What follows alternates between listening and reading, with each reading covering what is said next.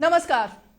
झारखंड विधानसभा का चुनाव इस बार नेशनल चुनाव से कम नहीं है। ऐसा लग रहा है कि राष्ट्रीय स्तर के जितने भी मुद्दे हैं वो सब झारखंड के चुनाव में दिखाई दे रहे हैं। हालांकि झारखंड के चुनाव का इतिहास अगर हम हमेशा देखें तो यहां पर लोकल मुद्दे, आदिवासियों से रिलेटेड मुद्दे और खासकर विकास किसने किया किसने नहीं किया, ये मुद्दे ज्यादातर हावी रहते थे। लेकिन इस बार तो ऐसे ऐसे मुद्दे आ रहे हैं जो ये बता रहे हैं कि आने वाले दिनों में यानी भविष्य में राजनीति किस ओर करवट लेगी। यानी जो मुद्दे यहां पर उठ रहे हैं वो कुछ ऐसे मुद्दे हैं जो आने वाले दिनों में देश के अलग अलग हिस्सों में भी शायद दिखाई दें। तो एक तरफ बीजेपी का ये तमाम जो नारा है वो है और दूसरी तरफ विपक्ष जो कि ये कह रहा है कि हमारी सरकार बहुत अच्छी चली और एंटी इनकम्बेंसी फैक्टर बिल्कुल नहीं है, ऐसा हेमंत सोरेन कह रहे हैं। लेकिन हमारे साथ एक बेहद ही खास मेहमान इस वक्त मौजूद हैं, क्योंकि 24 घंटे से एक चेहरा जिनकी चर्चा रांची से लेकर पूरे झारखंड में हो रही है वो हैं डॉक्टर रविंद्र राय, जिनको बीजेपी ने अपना अभी कार्यकारी अध्यक्ष नियुक्त किया है। अब इतनी जल्दबाजी में क्यों नियुक्त किया? एक इसकी वजह यह भी है कि इन्हीं के अध्यक्ष रहते हुए पहली बार बीजेपी बहुमत की सरकार जब झारखंड में बना पाई तो वो अध्यक्ष यही थे और इसीलिए इस बार भी बहुत सारी उम्मीदों के साथ इनको कार्यकारी अध्यक्ष बनाया गया। बहुत ही स्वागत है आपका डॉक्टर रविंद्र। लेकिन धन्यवाद। पहले तो आपको डीडी न्यूज़ पर आने के लिए हम शुक्रिया अदा करते हैं, लेकिन सवाल यह है इतने आनन फानन में बीच चुनाव में ये फैसला क्यों लेना पड़ा पार्टी को? भारतीय जनता पार्टी के केंद्रीय नेतृत्व है, अपने आदरणीय प्रधानमंत्री जी अमित भाई ने, राष्ट्रीय अध्यक्ष जी ने और दो हमारे बड़े ही प्रखर राजनीतिज्ञ के रूप में जिनको प्रस्थापित हैं देश में, ऐसे शिवराज भाई चौहान और हेमंता विश्व शर्मा जी प्रभारी बना के यहाँ भेजे गए। इन लोगों ने चुनाव की गति को किसी भी रूप में कमज़ोर ना हो, इस दृष्टि से शायद उनको लगा कि अभी एक जब हमारे अध्यक्ष चुनाव के मैदान में हैं तो ऐसे अवसर पे एक कार्यकारी अध्यक्ष रहे जो कार्यकर्ताओं से और जनता से संवादहीनता की अवस्था नहीं पैदा हो। तो मुझे लगता है कि एक सोची समझी उनकी नीति है जिसके तहत हमारे ऊपर जिम्मेदारी दिया है। इसके लिए मैं केंद्रीय नेतृत्व के प्रति आभार व्यक्त करता हूं और मैं शुक्रगुजार हूं और मेरी ये कोशिश है कि जो उन्होंने मेरे ऊपर एक प्रकार से कही राजनीति के लिए एक आपातकाल होता है चुनाव, ऐसे अवसर पर मेरे ऊपर जिम्मेवारी दी है तो मैं उसको कैसे पूरी तरह से खरा उतर के पूरा करूंगा इसकी मैं कोशिश करूंगा। डॉक्टर रविंद्र, जब मैं आपसे बात कर रही हूँ और मैंने जब इस खबर को देखा और पढ़ा तमाम कल से लेकर अब तक, इसको नाम दिया जा रहा है ऑपरेशन बागी क्लीन। आप बागी थे क्या?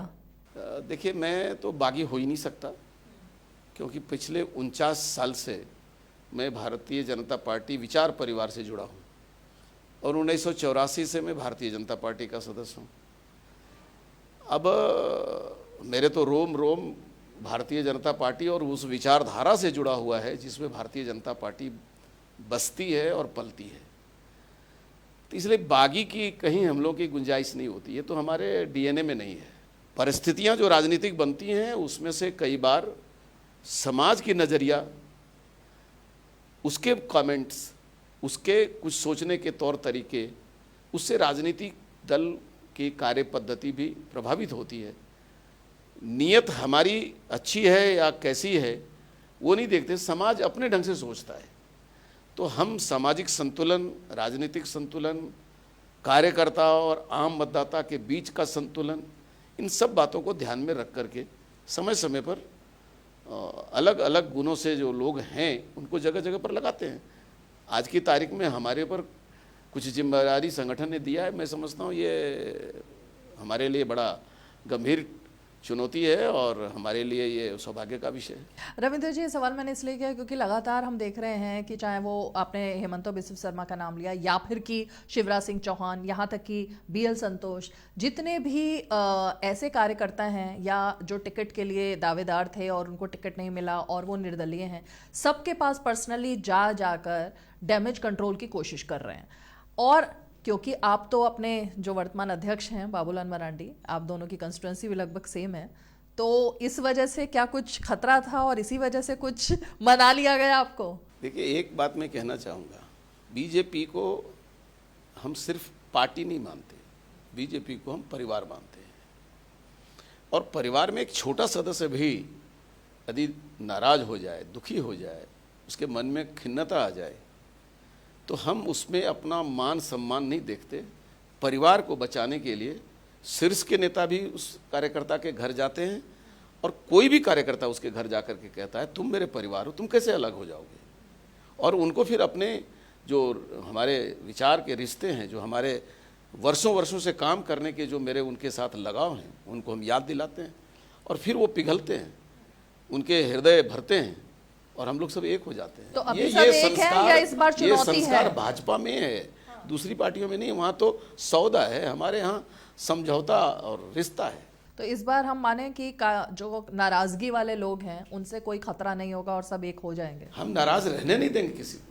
अच्छा। मेरा विश्वास है कि मैं 99% लोगों को जो वास्तव में विचारधारा से प्रभावित होकर बीजेपी में काम कर रहे थे, किसी बदनीयत से यदि बीजेपी में आए थे तो नहीं मानेंगे, लेकिन यदि सही नीयत से बीजेपी के राष्ट्रवाद को अपना कर आए थे तो 99% लोगों को जो उनका सम्मान है वो देंगे, क्योंकि वो सम्मान मेरा परिवार है। उसको सम्मान देने में हमको किसी प्रकार की कोई अपमान नहीं है। आखिर परिवार में एक छोटा सा बच्चा भी यदि रूठता है तो उसको खिलाने के लिए, उसको उसके आंसू पोंछने के लिए दादा दादी, पिता, चाचा सब लगते हैं। हमारे परिवार, बीजेपी परिवार में हम ये माहौल बना के रखते हैं। रविंदर जी, कितनी कॉन्फिडेंट है इस बार बीजेपी? क्योंकि इस बार बीजेपी ने नारा बदल दिया। पिछले चुनाव में नारा था अब की बार 65 पार, इस बार मैं सुन रही हूँ 51 पार। तो ये इतनी सीटें कम क्यों की जा रही हैं इस बार? देखिए, मैं एक बात बताऊंगा आपको कि मैं 2014 में प्रदेश का अध्यक्ष था, और मैंने उस समय मेरी कोशिश थी कि झारखंड के इतिहास में अब तक बहुमत की सरकार नहीं बनी है। 2000 में राज्य बना, और उस समय से लेकर के राजनीतिक अस्थिरता बनी हुई थी। लगता था जैसे झारखंड राजनीतिक रूप से अपरिपक्व है, लेकिन अपनी परिपक्वता झारखंड दिखाए। हम राज्य बनने के अवस्था में थे, इसलिए राज्य बने। तो हमने पूर्ण बहुमत की सरकार बनाने का प्रयास किया, और पूर्ण बहुमत सरकार बनी। अब कई प्रकार के वातावरण बनते हैं, लेकिन मैं आपको एक विश्वास दिलाना चाहता हूं कि अब इस बार तो मेरा ये लक्ष्य है कि हम 2/3 बहुमत की सरकार बनाएंगे। अच्छा। हम भले लक्ष्य 51 की कभी किया होगा, लेकिन अब जो वातावरण बना है उसमें से मेरे मन में ये विश्वास जगा है कि हम 2/3 बहुमत का सरकार बनाएंगे और झारखंड में इतिहास बनाएंगे। आपने जो कहा कि स्थिरता वाली सरकार चाहिए, हेमंत सोरेन कुछ दिनों से लगातार एक ही बात कह रहे हैं। वो कह रहे हैं कि बीजेपी ने किसी भी आदिवासी सीएम को अपना कार्यकाल पूरा नहीं करने दिया, और जो छत्तीसगढ़ से आए रघुवर दास, उनको कार्यकाल पूरा करने दिया। आदिवासियों के खिलाफ है बीजेपी, ऐसा वो मानते हैं। देखिए, जेएमएम तो आदिवासी को अपना राजनीतिक शिकार बनाता है। झारखंड राज्य के आंदोलन के ना कहते हैं झारखंड को मैंने लड़के लिया है। ये लड़के क्या लेंगे? ये चुनाव में 15 सीट 16 सीट जीतते थे जब बिहार था। लालू प्रसाद जी की राजद पार्टी थी, और उनको जब विधायक की कमी हुई वो नारा देते थे मेरे लाश पर झारखंड बनेगा। उनकी सरकार बनाने के लिए अपने विधायकों का सौदा करते थे। कौन? जेएमएम के लोग। राजद को समर्थन दिया बिहार में, उनको राज्य नहीं मांगा, बोला सरकार आप रखो, झारखंड नहीं बने वरना हमारी राजनीतिक रोटी खत्म हो जाएगी। और दिल्ली में जब कांग्रेस को जरूरत पड़ा नरसिम्हा राव के समय, तो दुनिया जानती है 50-50 लाख में इनके 6 एमपी थे, 6 बिके। तो कांग्रेस और जेएमएम और आरजेडी ये झारखंड की जमीन पर राजनीतिक सौदेबाजी करने वाले और व्यापार करने वाले लोग हैं। भारतीय जनता पार्टी झारखंड का जो यहाँ की जो जरूरत थी, यहाँ की गरीबी, यहाँ की उपेक्षा, इसको महसूस किया, और अटल जी और आडवाणी जी के नेतृत्व में झारखंड राज्य बना। इसलिए मैं ये कहता हूं कि झारखंड भाजपा की कोख से पैदा हुई है। इसकी सुरक्षा, इसकी सेवा करना भाजपा का सिर्फ राजनीतिक नहीं, हमारा नैतिक दायित्व है। और मैं आपको यह कहना चाहता हूं कि जब तक भाजपा है तब तक झारखंड को बर्बाद करने का मौका किसी को हम नहीं देंगे। और आज हम आदिवासी समाज, गैर आदिवासी समाज, दलित हो, पिछड़ा हो, अगड़ा हो, इन सब के बीच में हम एक समन्वय बनाना चाहते हैं। मैं आपको एक बहुत गंभीर बात बताना चाहता हूं। राज्य इसलिए नहीं बनता था कि ये आदिवासी गैर आदिवासी का संघर्ष कराते थे। लगता था यदि अलग राज्य बनेगा तो यहां सामाजिक विद्वेष होगा, खूनी संघर्ष होगा। ये जमीन लूटते थे, खेत लूटते थे, खलिहान लूटते थे। ये लालखंड की बात करने वाले जेएमएम के लोग हैं। भाजपा ने कहा, सबको भरोसा दिया, आदिवासी भाई को भी दिया, गैर आदिवासियों को भी दिया, सदान को दिया, सवर्णों को दिया, पिछड़ों को दिया कि झारखंड बनेगा तो सबका अधिकार सुरक्षित रहेगा, सबका मान सम्मान सुरक्षित रहेगा। और यह विश्वास देने के बाद झारखंड राज्य बनाया गया। आज नरेंद्र भाई मोदी जी हैं, वो अटल जी और आडवाणी जी के सपनों को साकार करने के लिए एक विकसित झारखंड बनाना चाहते हैं और हम चाहते हैं डबल इंजन की सरकार चले। आपने अभी अपने स्टूडियो में ये जो चित्र लगाया है जी, ये देख रहे हैं, ये हिंदुस्तान का सबसे बड़ा, एशिया का सबसे बड़ा विधानसभा है। ये कब बना? भारतीय जनता पार्टी के शासनकाल में बना। आज यहां जो न्यायालय बना है, उच्च न्यायालय, ये हिंदुस्तान का सबसे बढ़िया उच्च न्यायालय बना है। किसके कार्यकाल में बना? भारतीय जनता पार्टी के कार्यकाल में बना। ऐसे अनेक ऐतिहासिक काम हमने यहां पर किए हैं और मैं ये कह सकता हूं कि हमारे तो एक मेरा नैतिक और एक प्रकार से कहिए कि मेरी जिम्मेदारी है झारखंड का पालन पोषण करना, वरना मैं गुनाहगार हो जाऊंगा भविष्य के लिए। रविंदर जी, लेकिन ऐसा तो नहीं है ना कि हेमंत सोरेन या जेएमएम की सरकार इतने लंबे समय से यहाँ है। 18 साल का समय तो बीजेपी का रहा। बीजेपी ने 18 साल में ये जितने भी आप मुद्दे गिना रहे हैं क्या कर दिया? क्योंकि अभी इंटरव्यू शुरू होने से पहले मेरे पास किसी का फोन आया, उन्होंने कहा कि अभी भी वो यहीं के रहने वाले हैं कि गोड्डा में अगर अभी भी कोई इमरजेंसी सिचुएशन आ जाए तो वहाँ पर अस्पताल नहीं है। तो ये सब तमाम जिम्मेदारी आपको लगता है सिर्फ जेएमएम की है या जिन्होंने इतने समय और भी राज किया उनकी भी होनी चाहिए? नहीं, ऐसा नहीं है। ये जिम्मेदारी राज्य में सरकार चलाने वाले तमाम लोगों की है और भारतीय जनता पार्टी ने क्रमशः सभी क्षेत्र में, आज देवघर में एम्स बना है, गोड्डा से 60 किलोमीटर की दूरी पर है। ये बीजेपी की देन है। पूरे झारखंड में हमने, जहां एक रिम्स था और एक धनबाद में मेडिकल कॉलेज था, एक जमशेदपुर में, आज 5 नए मेडिकल कॉलेज आए, एक एम्स आया और वो संथाल परगना में आया। तो लोग बातें कुछ छिपाते हैं और हर जगह हर चीज नहीं होता है। कृषि विश्वविद्यालय के लिए गोड्डा में हमने तय किया, आज वहां पावर प्लांट बन रहा है। आज वहां की जो कोलवरी कभी घाटे में चलती थी वो नफा में चली गई। तो वातावरण बदला है।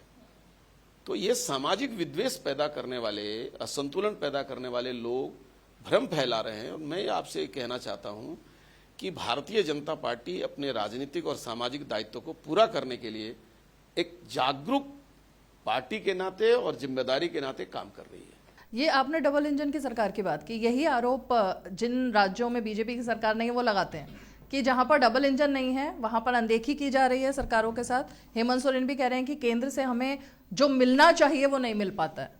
नाचन न आए अंगनवा टेढ़, हम लोग गांव में एक कहावत है। सब जगह है कहावत। तो अब इनको विकास करना जी नहीं आता नहीं, ये वो मुद्दे उठाएंगे जो विवाद के मुद्दे होंगे।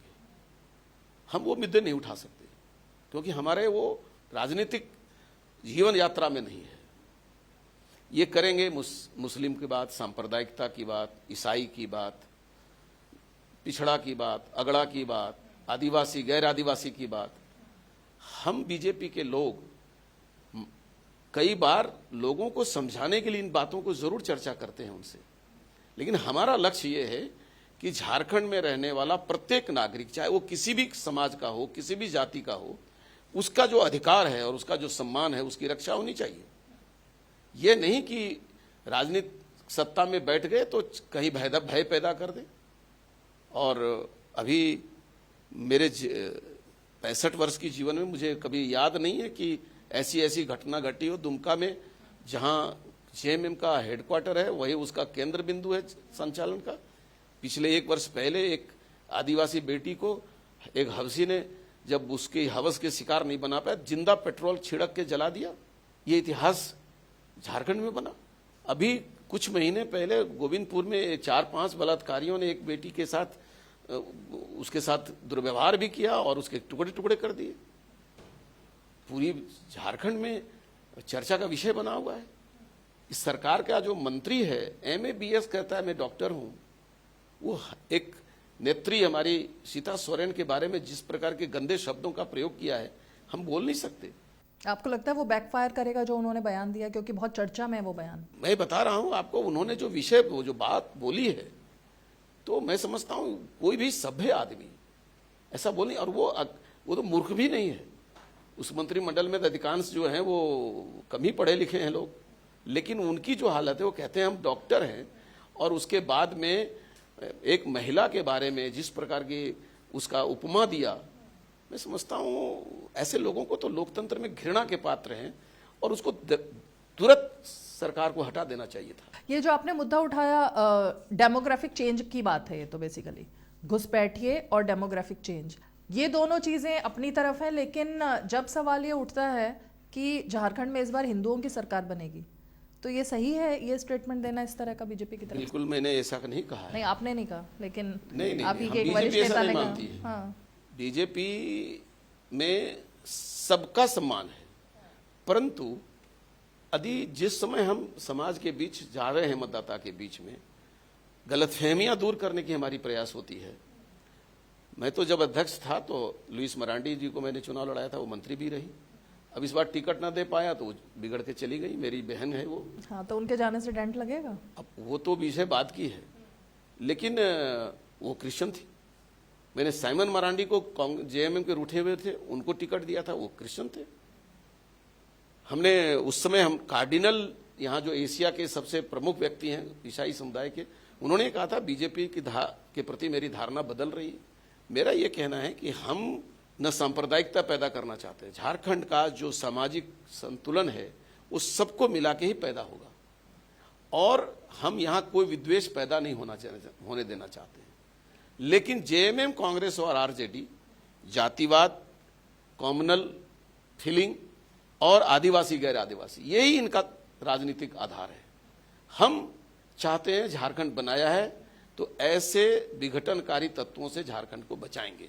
आदिवासी बेल्ट जो सीटें हैं 28, वो बीजेपी के लिए हमेशा एक दुखती रग साबित हुई है, क्योंकि वहां पर JMM और अभी तो RJD भी अपना कांग्रेस के साथ मिलकर पूरा दिखा रही है। आपको लगता है आजसू के आने से एक तो इम्पैक्ट होगा, इस बार आपने एक अच्छी पहल की है कि सारा गठबंधन जो है वो यूनाइटेड दिखाई दे रहा है, और दूसरी तरफ आदिवासी जो हैं वो बीजेपी की तरफ आ पाएंगे इस बार? देखिए, मैं तो पहली बार आपसे बात कहूंगा कि जो आपने पहले उठाया कि दुखती रग नहीं है मेरा लिए दुखती रग। मैं एक साथ यहाँ पर 11 सीटें, 14 सीटें आदिवासी का जीता है। मैं जब अध्यक्ष था गुमला जीता था, सिसई जीता, सिमडेगा जीता, खूंटी जीता, तोरपा जीता, सरायकेला जीता, ऐसे यानी कोल्हान में हम ही थे। लेकिन कभी कभी कुछ ऐसी परिस्थितियां आती हैं, पिछले चुनाव में हम जरूर हार गए, मनोहरपुर, ये सब हमारी सीटें थी, और हम उसको फिर से रिगेन करेंगे। अंत में चलते चलते एक सवाल, हेमंत सोरेन के ऊपर इतने आपने भ्रष्टाचार को बड़ा मुद्दा बीजेपी बना रही है, लेकिन हेमंत सोरेन इमोशनल कार्ड खेल रहे हैं, वो भी और उनकी धर्मपत्नी भी, दोनों लोग जाकर बता रहे हैं किस तरह से बीजेपी ने जबरन उनके साथ ऐसा किया, एक आदिवासी के साथ, एक आदिवासी बेटे के साथ, एक मुख्यमंत्री के साथ। उनकी इमोशनल अपील आपको लगता है बीजेपी के खिलाफ जा सकती है? देखिए, मैं एक बात कहना चाहूंगा, आज जिसको आप निरक्षर समझते हैं वो भी राजनीति की कुछ पाठ पढ़ता है और जानता है। किसी के कह देने से वो निर्दोष नहीं होता।